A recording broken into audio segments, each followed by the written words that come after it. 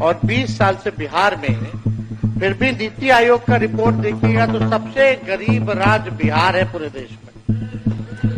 सबसे ज्यादा बेरोजगारी बिहार में, सबसे ज्यादा पलायन बिहार में, प्रति व्यक्ति आय निवेश जो है सबसे फिसड्डी बिहार है, चाहे किसानों का आय हो उसमें सबसे फिसड्डी है महोदय। और अपराध में, भ्रष्टाचार में बिहार का कोई तुलना नहीं है महोदय इनके शासनकाल में। तो महोदय लगातार जो है हम लोग कह रहे हैं कि सरकार को आत्मचिंतन और मंथन करने की आवश्यकता है महोदय। लगातार एक ही बात रटा रटा करके एक ही बात कहने से कोई बिहार जो है आगे बढ़ने वाला नहीं है, बिहारियों की तरक्की होने वाली नहीं है। ये केवल झूठ का पुलिंदा ये लोग परोसने का काम करते हैं महोदय।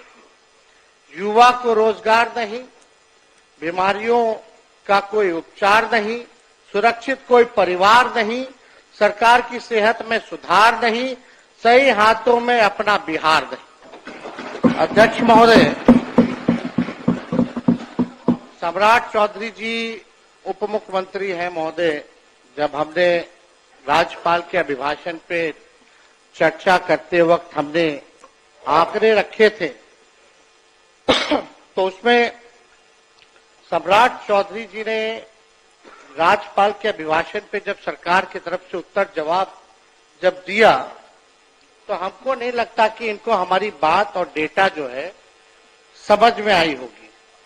अब मुख्यमंत्री जी ने मुरेठा तो निकलवा लिया, फिर भी इनकी दिमाग की बत्ती जली नहीं। अध्यक्ष महोदय, जिम्मेदारी होने के बाद हमको लगता था कि बस दिमाग की बत्ती जो है जागेगी, लेकिन फिर भी ये स्थिति है। अब सम्राट चौधरी जी साक्षरता दर की बात कर रहे थे।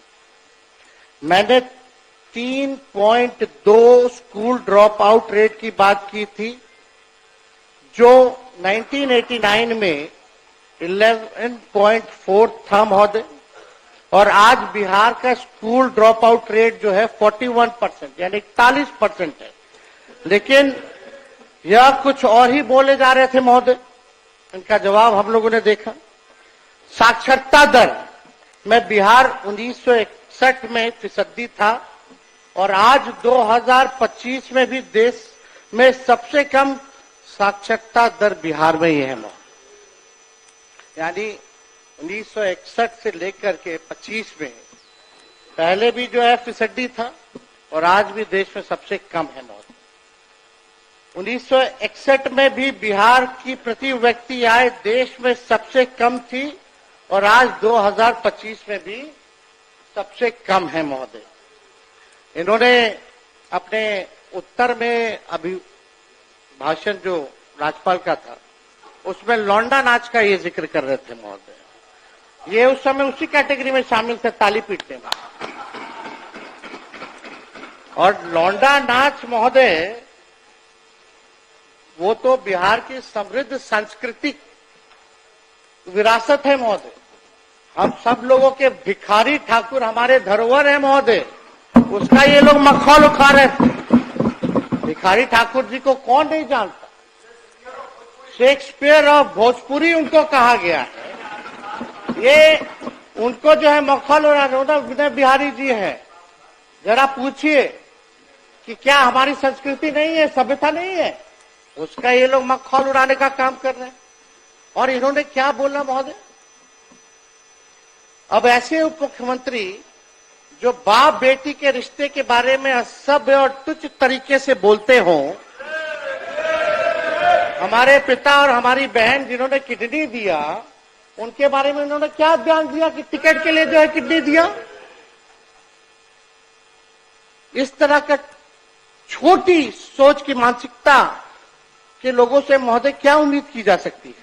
ऐसे लोग हर चीज में जात धर्म जोड़ते हैं महोदय, जनता द्वारा रिजेक्टेड है और लोग सेलेक्टिवली अपराधियों की भी जाति गिन रहे हैं महोदय। 2 दिन पहले इनका हमने बयान देखा, अपराध हुआ, घटना हुई तो एक पर्टिकुलर जाति से इन्होंने जोड़ा कि फल्ला जात के लोग जो है कर रहे हैं महोदय। अब अपराधियों की कोई जाति या धर्म नहीं होता है महोदय। अगर इतना ही शौक है इनको जाति ढूंढने का तो अपने गृह मंत्रालय में ऑर्डर दे दीजिए डीजीपी को कि कौन किसको मार रहा है, क्या मार रहा है, नहीं मार रहा, अपराध कौन कर रहा है, उसकी भी जाति का भी ब्यौरा दे, जुड़वा दीजिए वो कैटेगरी। अगर जाति ही के बारे में आप जो है किसी एक जात को लेकर के जो आप कहिएगा महोदय, और जो अपराधी किस्म का लोग होता है वहां तो शादी ब्याह भी नहीं हो करता है, लोग कोई नहीं करता है शादी ब्याह। बिहार सरकार को चाहिए कि हर अपराध पर अब मरने वाले पीड़ित की भी और मारने वाले हत्यारे की जाति सार्वजनिक करे महोदय, पता चल जाएगा, जरा जाने। अगर आप उसी सोच के हिसाब से अगर आप देखने का काम करते हैं महोदय, तो महोदय हम बजट पे भी बोलना चाहेंगे महोदय। थोड़ा देश का 1947 का भी बजट का आकार क्या था, बिहार का क्या था, उस पर भी हम चर्चा करना चाहेंगे। आज जो सरकार में जो लोग बैठे हैं इनका तो कोई मतलब नहीं था, उस समय तो कहीं थे नहीं आजादी के समय, आजादी में इनका कोई योगदान नहीं था महोदय। जब 1947 में जब देश आजाद हुआ, जब अंग्रेज गए तब खाने को देश में खाने को अन्न नहीं था महोदय, खाने का भूखमरी की हालात थे महोदय। जब अंग्रेज गए तो उस वक्त देश का साक्षरता दर 12% था, भारतीयों की औसत आयु 32 साल थी महोदय, और भारत के पहले बजट का साइज कुल 197 करोड़ था।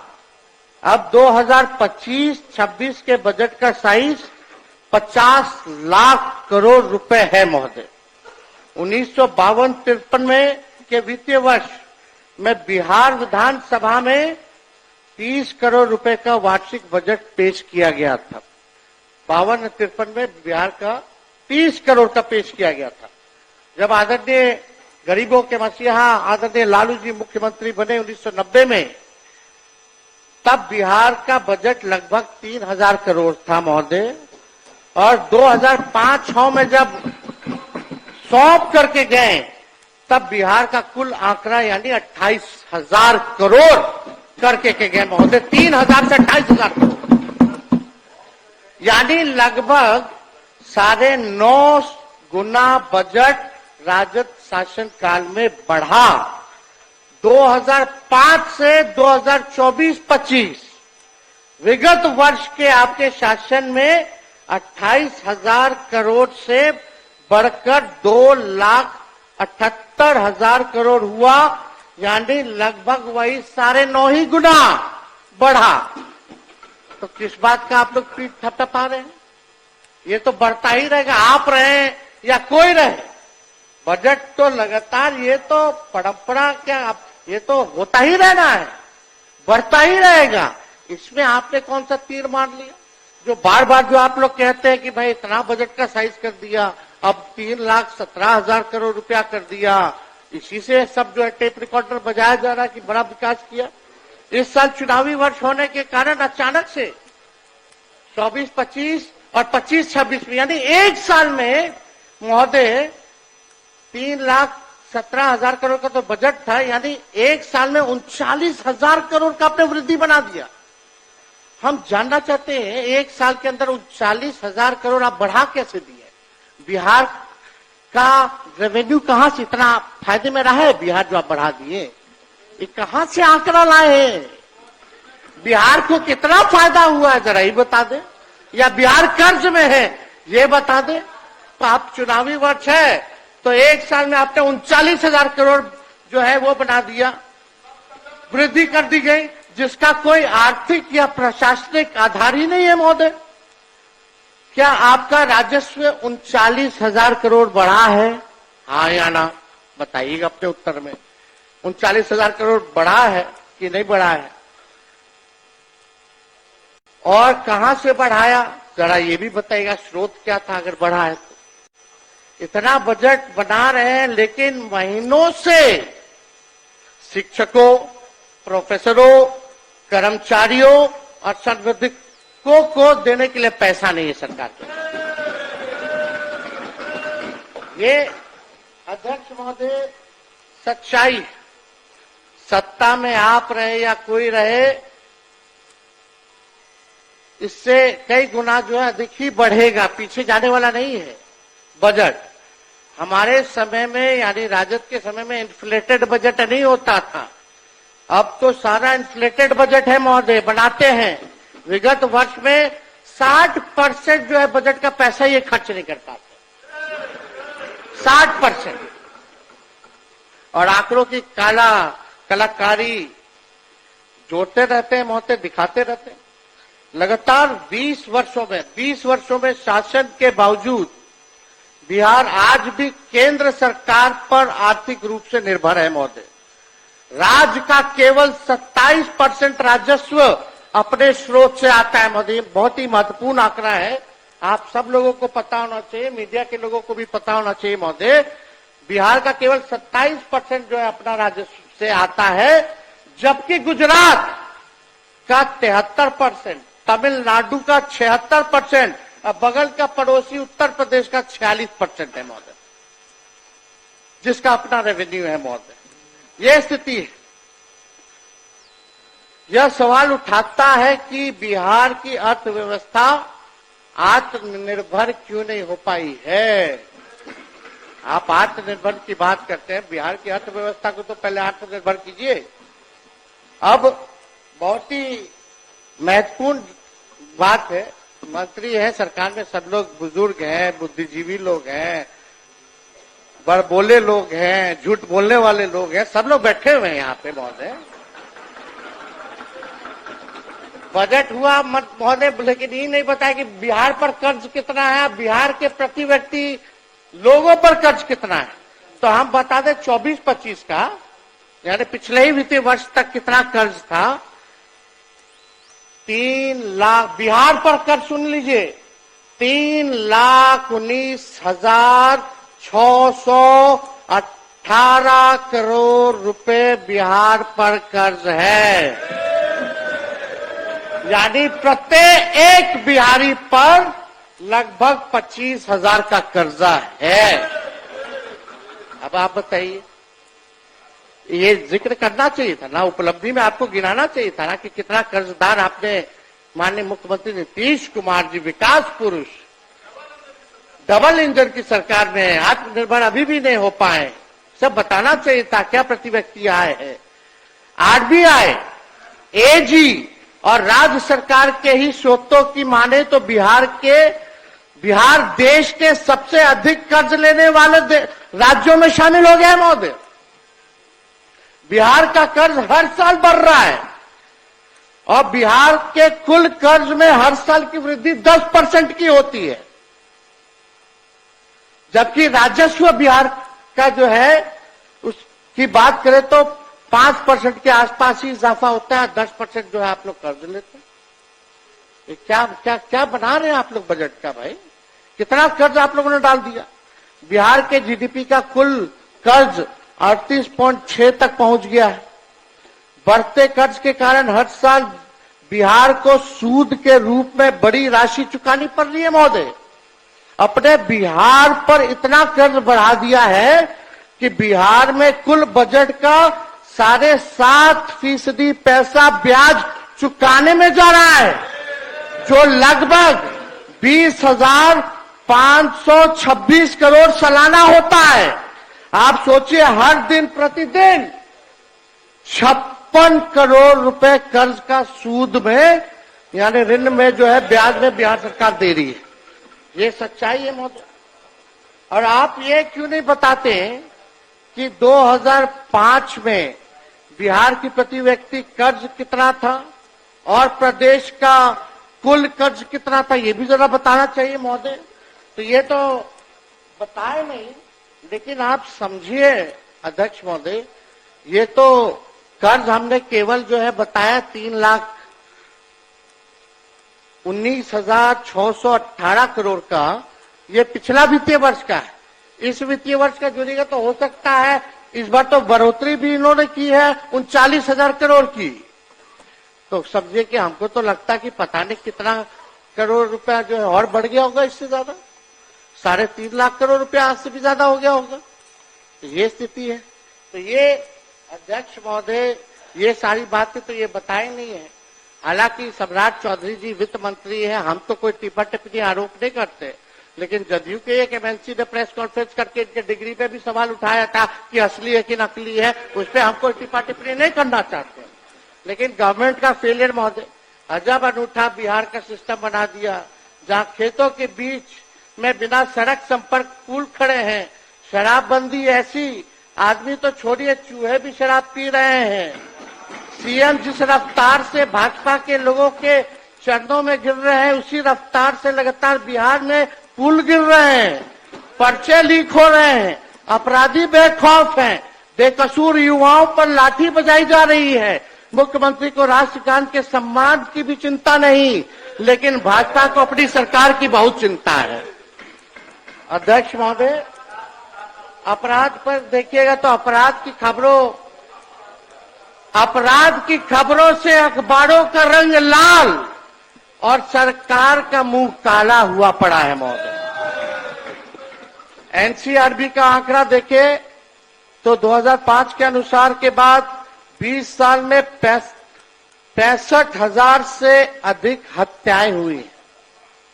20 साल का इनका शासन का 65,000 से ज्यादा हत्याएं हुई हैं, 25,000 रेप हुआ है, 1 लाख किडनैपिंग हुई है, 3 लाख चोरियां हुई हैं महोदय। ये स्थिति अपराध की है।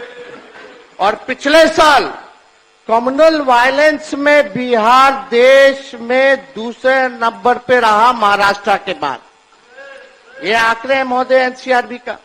और बिहार पुलिस की तो ऐसी स्थिति हो गई है कि अपराध इतना बढ़ गया कि अपना जो वेबसाइट है biharpolice.nic.in, उसमें अपलोड ही नहीं कर रही है डाटा। कई सालों से डेटा अपलोड नहीं कर रही है। क्या चीज का डर है? ताकि भेद खुल जाएगा क्या? लेकिन अध्यक्ष महोदय, ये सारा डेटा हम लोग जो है कंपाइल करके रखते हुए हैं महोदय। और आप सब लोग जान रहे हैं कितना भ्रष्टाचार बढ़ा हुआ है। कहीं भी आप चले जाइए, बिना घूसखोरी दिए हुए काम नहीं होता। कोई काम हो सबका तय है, थाना हो, ब्लॉक हो, सीना जोड़ी से रिश्वत चल रही है महोदय। सीना जोड़ी से रिश्वत चल रही है, धड़ल्ले से जो है चल रहा है महोदय। अभी सीओ का दाखिल खारिज जमाबंदी संबंधित वर्ष 2008 से अब तक कुल 1,36,00,000 वाद दायर किए गए, जिसमें से 52 लाख वाद को रिजेक्ट कर दिया गया तथा अभी भी रिश्वत नहीं देने के कारण लगभग 2,29,000 वाद विभिन्न जिलों में लंबित है महोदय। सीओ इतने आउट ऑफ कंट्रोल हो गए हैं कि डीएम की भी नहीं सुनते हैं महोदय। क्यों सुनेंगे? सीधे सीएम आवास से उनका ट्रांसफर पोस्टिंग होता है। मतलब एक सीएम के कार्यालय ही ईमानदार है, बाकी सब मंत्री और विभाग बेईमान हैं। राम सूरत राय मंत्री थे, आलोक मेहता मंत्री रहे, दिलीप जायसवाल मंत्री रहे। इन सब ने जितना ट्रांसफर पोस्टिंग किया सबको सीएम हाउस के अधिकारी ऑफिस से रोक दिया गया। रोका कि नहीं रोका? तो सीओ काहे ना सुनेगा? सीओ तो डायरेक्ट सीएम ऑफिस से जुड़ा हुआ है, वहीं से ट्रांसफर पोस्टिंग चल रहा है। कहाँ किसी का सुनाई होता है? बाकी सब भ्रष्ट हैं। अरे वो सीएम है हमारे, और सीएम के अधिकारी जो चुनिंदा रिटायर्ड फिटायर्ड, वही लोग जो है सुधरे हुए हैं। ये सच्चाई है मोदी। आप बताइए, एक लौटे वही लोग हरिश्चंद्र है, बाकी सब भाजपा का हो, राजद का हो, वो सब भ्रष्ट है। यहाँ बैठे सभी विधायक बताएं कि अंचल कार्यालय में भ्रष्टाचार है कि नहीं। तब किसी से नहीं छुपा, बिना रिश्वत दिए हुए दाखिल खारिज नहीं हो रहा। ये सच्चाई है। लेकिन हम सबको आश्वस्त करते हैं, जब हमारी सरकार आएगी, यही अधिकारी बैठकर नहीं बल्कि खड़े होकर बिना रिश्वत दिए आम जनता का काम करेंगे। अरे जिस शासक का इकबाल खत्म हो जाए, तब उसकी तो आदेशपाल और चौकीदार भी नहीं सुनता महोदय। मुख्यमंत्री जी का इकबाल अब खत्म हो चुका है महोदय। बिहार में यही हो रहा है। आप देखिएगा, बिल्डिंग मेंटेनेंस के नाम पे महोदय हाउस कीपिंग रख रखाव के नाम पे 583 करोड़ रुपए खर्च किए जा रहे हैं, समझ रहे हैं, खाली रख रखाव के लिए। विकास भवन हो, विश्वेश्वरैया भवन, Sardar Patel Niyojan Bhavan, Samrat Ashok convention centre, Bapu tower, Rajgir convention centre, Bihar museum, सचिवालय परिसर के साफ सफाई को लेकर के, यानी जीएसटी 18% मिला दो तो 688 करोड़ रुपए सालाना केवल रख रखाव और पोछा साफ करने के लिए जो है खर्चा किया जा रहा है। यह काम प्राइवेट कंपनियों को दिया गया है, जिसमें इनके अधिकारी और नेताओं का कमीशन है। मैं बताता हूं कि किस भवन पर कितने खर्चे हैं महोदय। अब आप देखिए महोदय,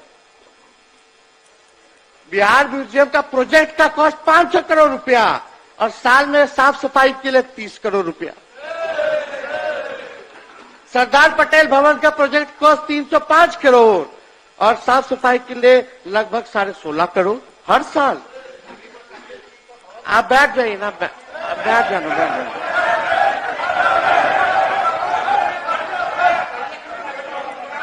अध्यक्ष अरे छोड़िए ना, अरे मंत्री जी है, अरे इतना नहीं बोलेंगे तो ये मंत्री रहेंगे, थोड़ा बोलने दीजिए, गला इसी में ना साफ होता है, सवाल जवाब है तो चुप रहता। अध्यक्ष मेरे बापू टावर का प्रोजेक्ट कॉस्ट 129 करोड़ और सालाना मेंटेनेंस के लिए है लगभग 10 करोड़ रुपया। नियोजन भवन 93 करोड़ रुपए का प्रोजेक्ट और लगभग 7 करोड़ जो है आपका मेंटेनेंस का है महोदय। ऐसे ही और चले जाएगा, समय नहीं है, ज्यादा भांडा फोड़ नहीं करना, सब निकल ही जाएगा। सब तो आप लोग जनबे ना करते हैं, कुछ बचा है, दुनिया तो खत्म होने वाली है।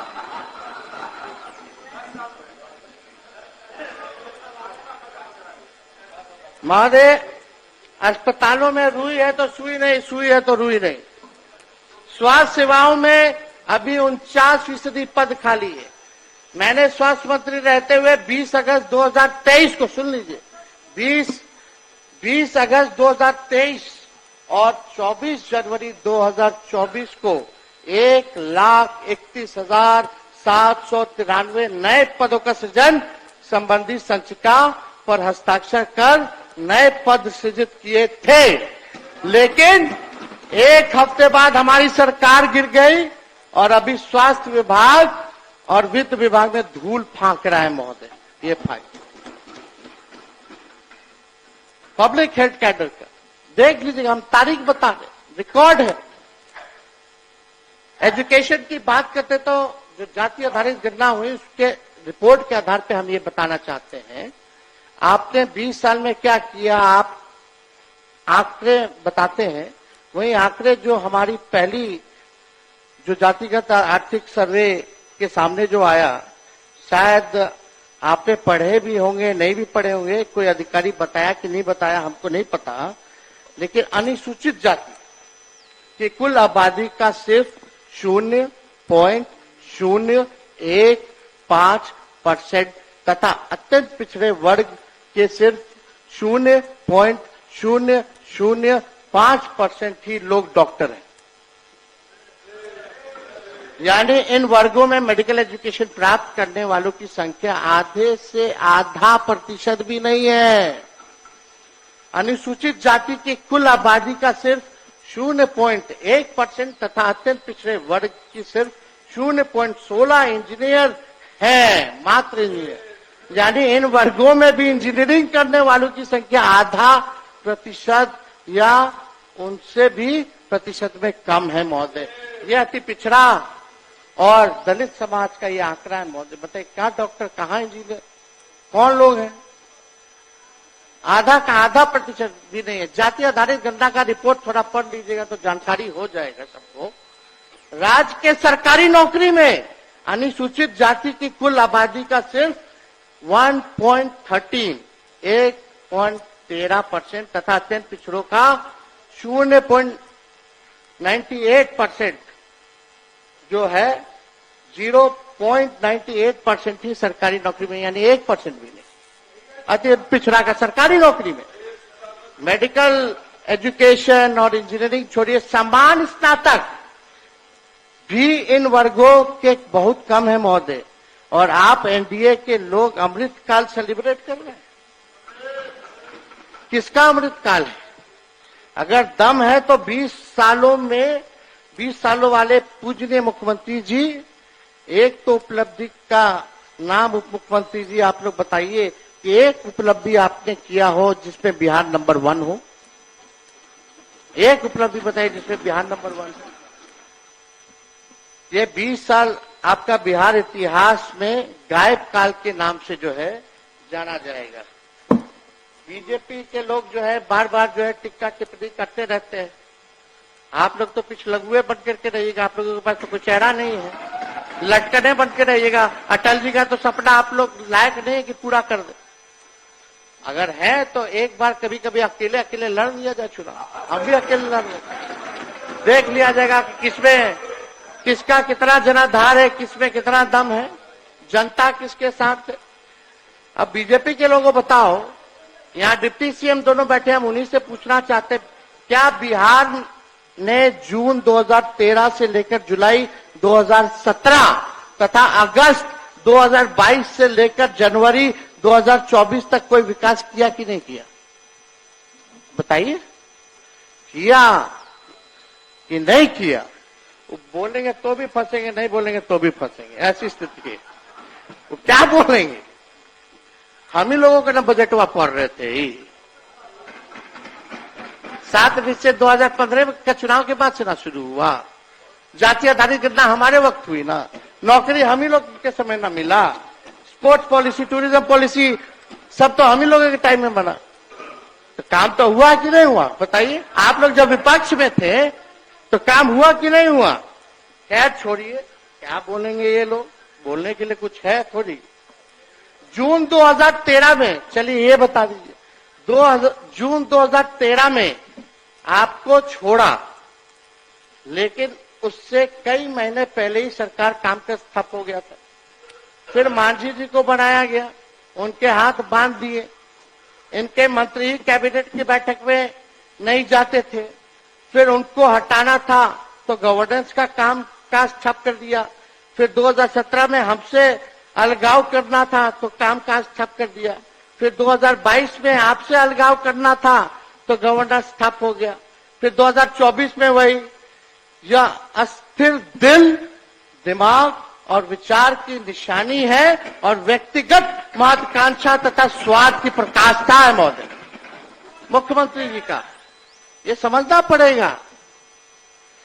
अब सेंट्रल गवर्नमेंट को पता नहीं क्या बिहार से तकलीफ है। एक कारखाना दिया नहीं बजट में, और जो यहाँ बेगूसराय में जो हमारा मक्के का अनुसंधान बीज केंद्र था उसको भी ये लोग भिजवाने का काम कर दिए बाहर कर्नाटका। वो तो हमने मामले को उठाया, अब वहीं के केंद्र मंत्री हैं, उन्हीं का क्षेत्र है, गिरिराज सिंह जी। पता नहीं दिसंबर का चिट्ठी है, आप नहीं बोले, आप चुप रहे। बिहार से बाहर किया गया, दर्जन भर केंद्र मंत्री है, राज्य मंत्री है बिहार का, वो लोग चुप रहा, सांसद लोग चुप रहा। क्यों चुप थे आप लोग? एक प्रतिक्रिया नहीं आई। जब हमने मामला उठाया तब शिवराज चौहान जी जो आनंद फानंद में जाके बोले कहीं नहीं जाएगा, कहीं नहीं जाएगा। तो चिट्ठियां नकली था तो केस करो मेरे पर। जब चिट्ठी नकली था तो केस करे या तो माफी मांगे। यानी इनके मन में बिहार के प्रति कितनी घृणा है मोदी जी की। अब बिहार आएंगे तो लिट्टी चोखा खाएंगे, वहां लिट्टी चोखा खाएं, हम तो बोलेंगे कि लालू जी सान करके दे देंगे सत्तू अच्छे से, घोड़ भी दिया जाएगा कि पिला दिया जाए उनको। अब तो साल भर यही ना करेंगे, एक जाएंगे तो एक आएंगे, एक जाएंगे तो एक आएंगे, एक भागेंगे तो एक पकड़ेंगे। हमको हम तो स्वागत, हम तो खिलाने मेहमान नवाजी करेंगे। बिहार जो है ना नितिन जी, बिहार ज्ञान अमोष की धरती है। चुनाव के बाद सबको ज्ञान आ जाएगा, अच्छे से विदा किया जाएगा, अज्ञानियों को ज्ञानी बना के भेजा जाएगा। चिंता नहीं करना है। आरक्षण 65% आरक्षण से क्यों आपको दिक्कत है? क्यों नहीं शेड्यूल लाइन में डाला गया? हम लोग का अभी भी मांगे कि अभी भी आगे बढ़ा दीजिए 1-2 दिन और सत्र का, नया विधेयक लाइए, 65% या 75% करके लाइए, हम लोग पास करते हैं। केंद्र को भेजिए और 24 घंटे के अंदर करवा दो।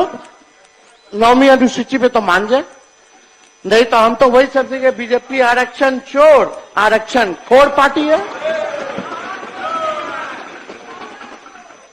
मुख्यमंत्री तो है नहीं, लेकिन हमारे मुख्यमंत्री के अनुयायी लोग बैठे हुए हैं। हम पूछना चाहते हैं विजय चौधरी जी से, विजेंद्र यादव जी से। सुनो ना भाई, विजय चौधरी जी, विजेंद्र यादव जी दोनों हमारे अभिभावक हैं। हम पूछना चाहते हैं कि होना चाहिए ना स्पेशल रिजर्वेशन, 65% अनुसूची 9 में होना ना चाहिए था। 9 महीना क्या लटका दिया? नहीं तो बिहार को स्पेशल राज्य का दर्जा मिलना चाहिए कि नहीं मिलना चाहिए? मिलना चाहिए, नहीं मिलना चाहिए कि मिलना चाहिए? मिलना चाहिए, मिलना चाहिए। देश भर में जाति जनगणना होनी चाहिए कि नहीं होनी चाहिए? होनी चाहिए ना।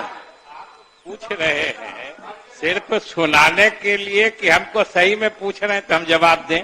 आपका जवाब में भी जवाब नहीं रहता है, गोल गोल जलेबी रहता है। अगर सवाल माननीय नेता प्रतिपक्ष महोदय, माननीय केवल 5 मिनट और महोदय, अगर सवाल इमड़ती रहेगा तो जवाब तो जलेबी ही मिलेगा। सीधा सवाल था, विशेष राज्य का दर्जा, जाति जनगणना देश भर में और आरक्षण 65%, बस। खैर आपको तो हर चीज वही लगता है, इमरती जलेबी। खैर छोड़िए अब ज्यादा हम, लेकिन आप देखिए चंद्रबाबू नायडू बताइए लेके चले गए, कितना लेके के चले गए वो पैकेज अनाउंस किए, लेकिन मुख्यमंत्री जी कुछ नहीं कर पाए।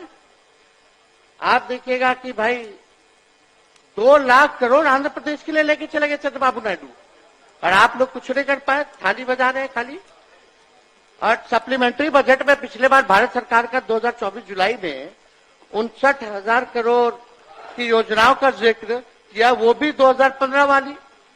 नायडू जी हार्ड बार्गेनर हैं, थोड़ा नायडू जी से सीखना चाहिए, करना चाहिए था। कहते हैं कि उन्होंने दिल्ली से लेकर आंध्र प्रदेश तक केंद्र से धन लेने की पाइपलाइन शुरू कर दी है, बिछवा दिया है। आप लोग कब करिएगा? इसका मतलब यह है कि आंध्र प्रदेश विकास के लिए चिंतित है। जब मर्जी केंद्र के छाती पर चढ़कर विशेष पैकेज ले जाता है। लेकिन एक हमारे सीएम हैं जो ना तो नीति आयोग के बैठक में जाते हैं, ना पटना में आए हुए इन्वेस्टर मीट अटेंड करते हैं, ना निवेशकों से मिलते हैं।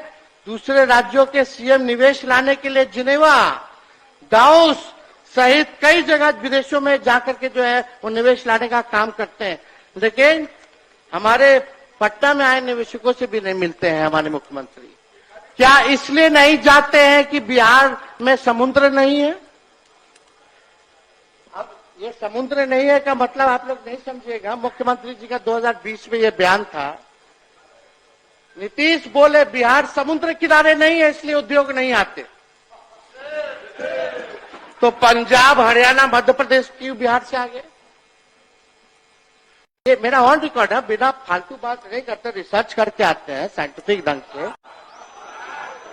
अब मुख्यमंत्री जी, अध्यक्ष महोदय, 5 मिनट। अध्यक्ष महोदय सुन लीजिए, थोड़ा हाउस को अध्यक्ष महोदय ऑर्डर में लाया जाए, शांति बना रखिए। बोलिए बोलिए। बार बार मुख्यमंत्री कहते हैं कि हमने इसको बनाया, मतलब तेजस्वी को हमने बनाया, उप मुख्यमंत्री। तो हम आपसे पूछना चाहते हैं 80 बड़ा होता है कि 43 बड़ा होता है? 43 बड़ा होता है कि 80 बड़ा होता है? 71 बड़ा होता है कि 81 बड़ा होता है? बताइए, गजब विडंबना है महोदय। बैठिए बोलने दीजिए। विजय सिन्हा जी और सम्राट चौधरी जी, आपकी बड़ी पार्टी है ना कि छोटी पार्टी है? आपकी बड़ी पार्टी की छोटी पार्टी है? अब हाँ या ना में बताइए। आपकी बड़ी पार्टी, आपकी पार्टी को बड़ी आपने बनाया कि सीएम ने बनाया? आपको डिप्टी सीएम मोदी जी ने बनाया कि मुख्यमंत्री जी ने बनाया? अरे मोदी जी ने सम्राट चौधरी जी बनाया कि नीतीश कुमार जी ने आपको डिप्टी सीएम बनाया, और हम लोग अगर समर्थन पत्र नहीं देते तो इनको गवर्नर बुला लेते क्या वोट लेने? हमारा अधिकार है। हाँ, तो हम बनाए। सृष्टि की संरचना ही 2005 के बाद से हुई। ये नहीं रहेंगे तो दुनिया खत्म हो जाएगा। मुख्यमंत्री बोल रहे थे कि टेलीफोन, आईपैड, कंप्यूटर खत्म करो। अब बजट ही पेश कर रहे थे तो दिखाने के लिए आईपैड ला करके दिखा रहे। गजब हाल है। आप संक्षेप करिए। अध्यक्ष महोदय, तो हम तो अब ज्यादा नहीं, हम लोगों की हैसियत नहीं है बनाने की, जनता मालिक बनाती है सबको। मुख्यमंत्री जी को पता होना चाहिए। मुख्यमंत्री तो अपने सहूलियत के हिसाब से जो अपना नजरिया बदल लेते हैं महोदय, उनके लिए महोदय उफ तलक करते नहीं जिल्ले इलाही के खिलाफ, उफ तलक करते नहीं जिल्ले इलाही के खिलाफ। आपको दरबार की आदत है, दरबारी है। हाँ, अध्यक्ष महोदय, अब मौका आ गया है बिहार 2025 में अपने यंगेस्ट स्टेट होने का फायदा उठाएगा और यह मौका बर्बाद नहीं होने देगा। हम बिहार को भारत का मैन्युफैक्चरिंग हब बनाएंगे। ये बीजेपी के लोग युवाओं, नौकरी, रोजगार, उद्योग, धंधे, एआई और टेक्नोलॉजी में आगे बढ़ाने तथा रिसर्च और इनोवेशन में इंगेज करने के बजाय इन्हें जात, धर्म, नफरत और प्रोपेगेंडा में उलाझ के रखने का काम करते हैं। मन नया बिहार बनाने के लिए मेरे पास विजन है, स्पेशल मिशन है और अनडाइंग पैशन है महोदय। नया बिहार की 58% आबादी 50 वर्ष के लोगों से कम की है और उसके सपनों को, आकांक्षाओं को, भविष्य को अपनी कुर्सी का खेल में नहीं जला सकते। मैं युवा हूं, उनकी भावनाओं और सपनों का समझता हूं और हर हाल में बिहार के युवाओं के सपनों को साकार करूंगा। मुझे सरकार नहीं बल्कि नया बिहार बनाना है। माफ करिए आप। 2 मिनट कंक्लूड करेंगे। मैं युवाओं की तरफ से इस रूढ़िवादी और आउटडेटेड सरकार को बस इतना ही कहकर अपनी बात को खत्म करना चाहूंगा। न दबाव पांव से घास के तिनके को अदना समझकर, उड़ के पड़ जाए अगर आंख में तकलीफ बड़ी होती है। और आखिरी में एक बात जो कहते हैं ना, तेजस्वी बच्चा है। हाँ है, लेकिन ये नोट कर लीजिए, बिहार का ये तेजस्वी बच्चा सोच और ईमान का सच्चा है, ख्यालों का अच्छा है, इरादे और जुबान का पक्का है। बहुत बहुत धन्यवाद।